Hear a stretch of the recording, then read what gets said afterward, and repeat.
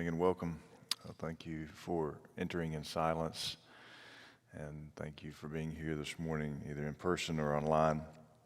For the next 25 minutes, we want to offer ourselves to God through the ancient practice of Lectio Divina, which is just Latin for divine reading. And so we're acknowledging that God's Word is not just a textbook to be studied, but that it is God-breathed, and it is living, and it is active. I want to begin this morning by just reminding you that this will be our final morning prayer of the year. If you would like to continue the practice of Lectio Divina, I want to encourage you to do that. You're welcome to do that on your own or with your family or with a small group. You can access the Lectio 365 app, which is where we find a lot of our content as well. And if you would like other resources, just reach out and I'll be happy to recommend others to you. Also want to mention that as we approach this season of Advent, I plan to be preaching through a series on the Advent theme starting on November 29th, the Sunday following Thanksgiving. And so I would encourage you to be a part of that. And there will also be daily devotionals sent out during the week after each one of those lessons that will be prepared by the shepherds here at Homewood. And so I would encourage you to use those devotionals as your quiet time with God in the morning or whenever you find that time. But I would encourage you to utilize those. I trust that they will be an excellent resource for you. And then we look forward to resuming this time, Lord willing, after the first of the year. And just wanted to say that it has been one of the best parts of my week. So thank you for participating. In her book, Savor, Living Abundantly Where You Are, As You Are, author Shauna Niequist says that most of us learn to pray by talking. We learn that prayer is talking to God, and it is. But she says, I'm learning another way to pray too, more like keeping company, like sitting in silence with an old friend. It's this kind of praying that heals me when my heart is broken, that binds me up when fear has pulled me into pieces. Sometimes praying by talking to God only gets me more wound up, articulating each fear, naming each anxiety, putting words to every hurt and broken part. Sometimes these days I feel most connected to God in the silence, trusting that He's there, that He's holding me, that I'm safe. It's in the silence that I find rest and grace and peace. It's in the silence that I remember the promises He's kept. It's in the silence that I sense His presence, like someone who loves me is keeping me company, because that's exactly true. When my prayers turn into long rantings, rambling diatribes about what I want and what I need and what scares me, I'm learning to close my mouth and to settle into the silence. That's where I feel His company. That's where I spend a few minutes in intentional silence, keeping company with the God who loves me in prayer. So as we pause to be still, I want us to imagine keeping company with God this morning. What would it look like to keep company with God? What image comes to your mind when you think about keeping company with the God of the universe? What would it look like to keep company with Christ Himself? Sit with that image for the next few moments, again, as we still our bodies and still our minds this morning.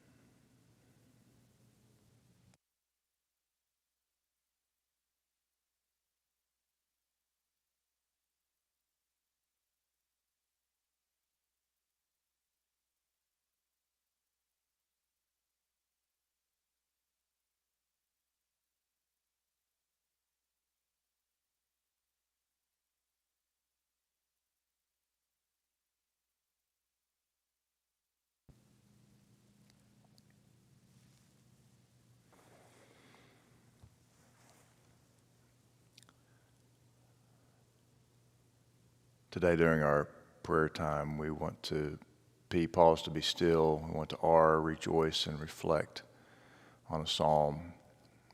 A, we want to ask God to meet us, to be with us. Why we want to yield to his promises. Today we will be focusing on Christ's invitation to love in a time of fear. As I enter prayer now, I pause to be still, to breathe slowly, to recenter my scattered senses upon the presence of God.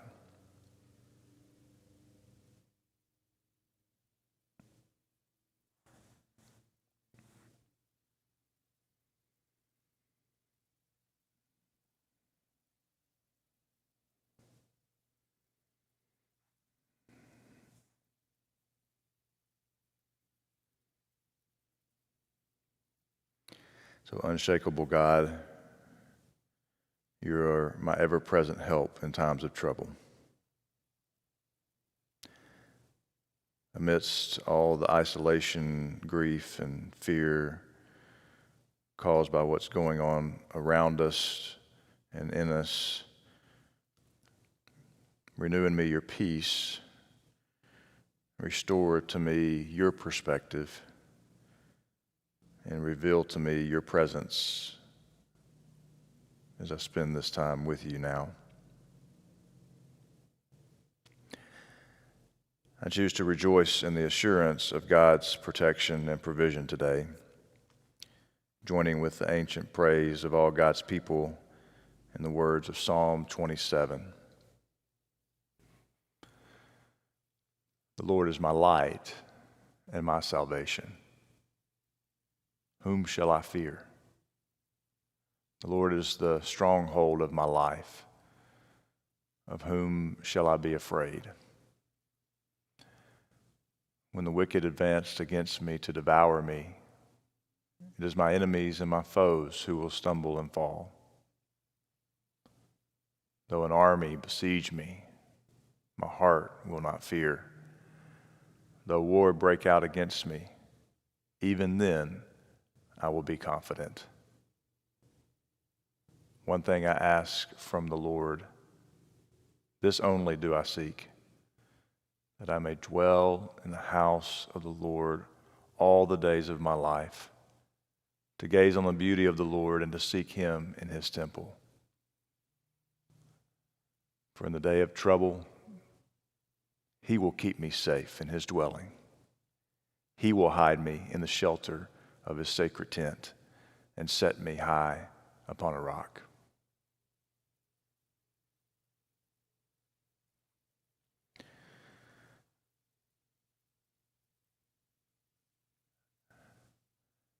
As we read Psalm 27 once more, what's the word or phrase that rises above the others?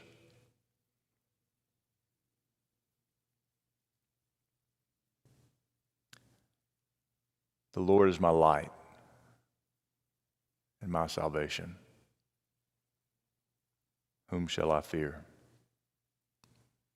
The Lord is the stronghold of my life. Of whom shall I be afraid? When the wicked advanced against me to devour me, it is my enemies and my foes who will stumble and fall. Though an army besiege me, my heart will not fear. Though war break out against me, even then I will be confident. One thing I ask from the Lord, this only do I seek, that I may dwell in the house of the Lord all the days of my life, to gaze on the beauty of the Lord and to seek him in his temple. For in the day of trouble, he will keep me safe in his dwelling. He will hide me in the shelter of his sacred tent and set me high upon a rock.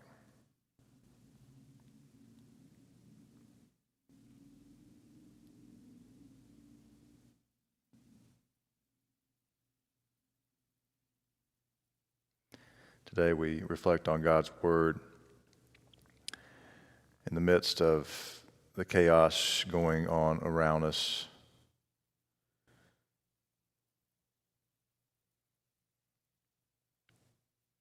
As we continue, we look to 1 John chapter 4, starting in verse 15. If anyone acknowledges that Jesus is the Son of God, God lives in them, and they in God. And so we know and rely on the love that God has for us. God is love. Whoever lives in love lives in God, and God in them. This is how love is made complete among us, so that we will have confidence on the day of judgment. In this world, we are like Jesus. There is no fear in love, but perfect love drives out fear, because fear has to do with punishment. The one who fears is not made perfect in love. We love because he first loved us.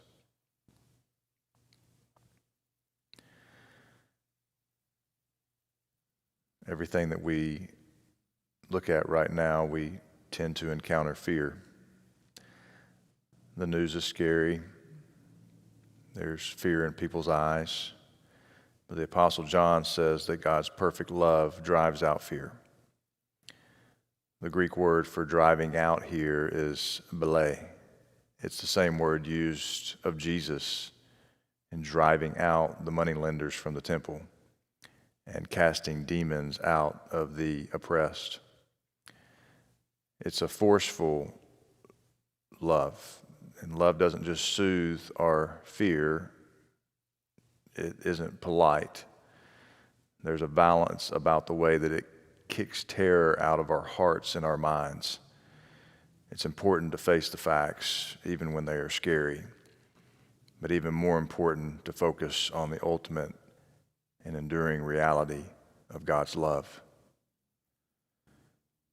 And so we ask, and we focus our thoughts upon the image of Christ upon the cross, acknowledging its terror, but also allowing thanks to arise in our hearts for this tangible proof that love wins. Spend a moment with that.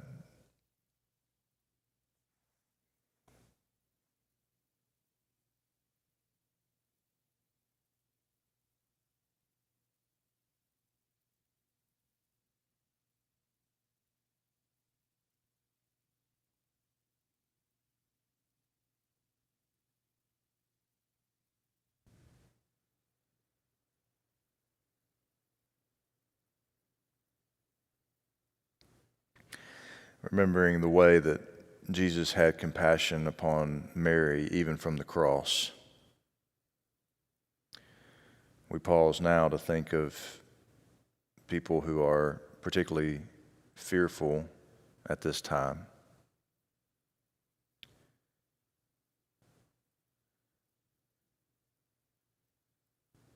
Maybe it's a neighbor or a family member, maybe a senior adult, maybe those who are unwell and those without work.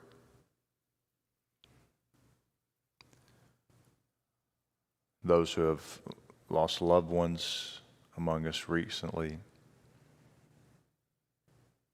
Those who fear losing loved ones or even their own death.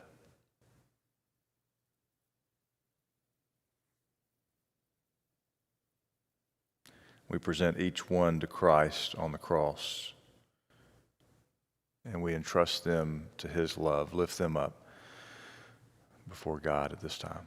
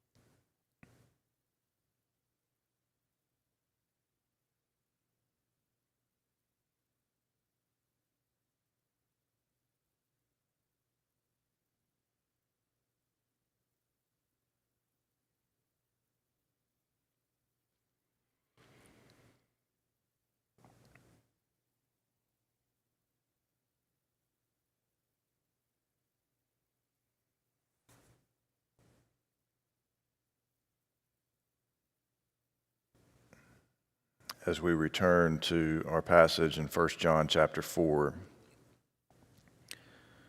we notice the way that the Apostle John repeats the word love again and again, 9 times in total, once for every 12 words. It's like a heart beating rhythmically through the text and through the years. So as we reflect on 1 John chapter 4 once again, I want to do so in silence. The words will be scrolling along the screen. I want you to just reflect on the words and meditate on them in silence as they scroll through.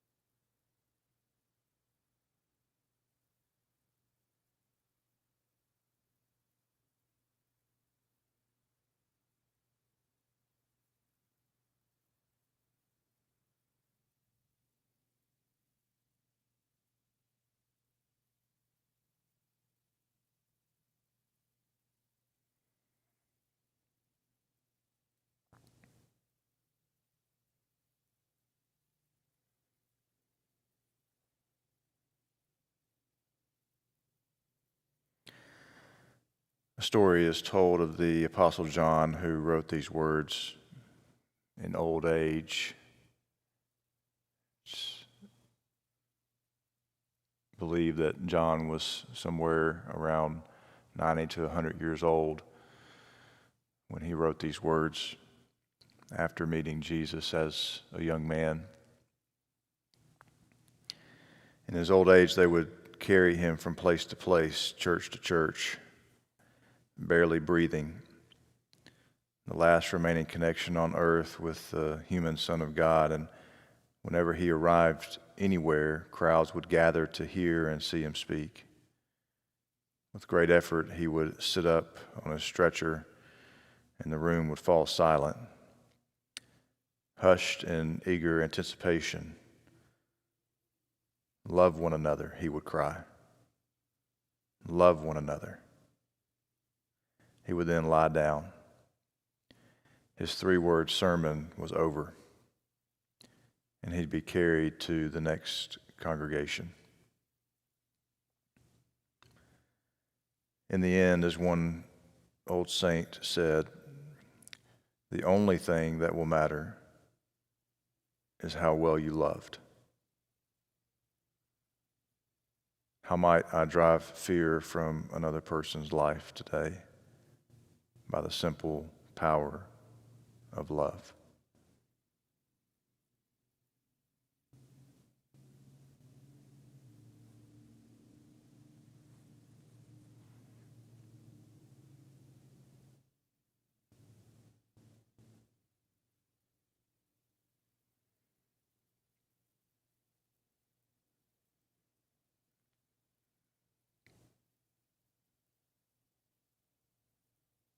And so our yielding prayer this morning,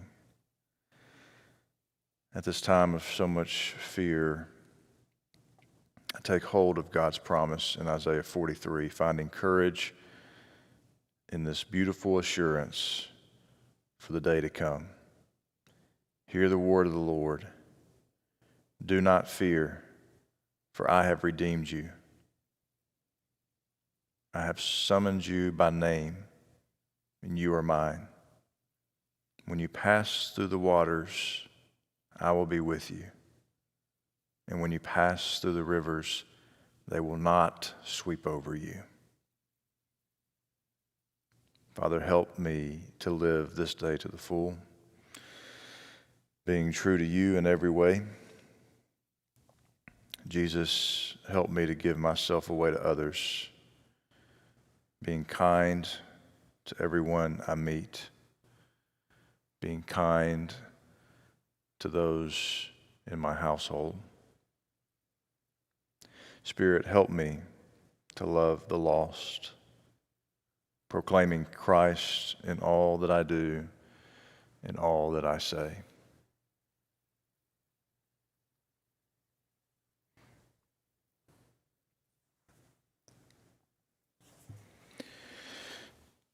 So may the Lord bless you and keep you. May the Lord make his face shine upon you and be gracious to you. May the Lord turn his face towards you and give you peace. Go in peace this morning.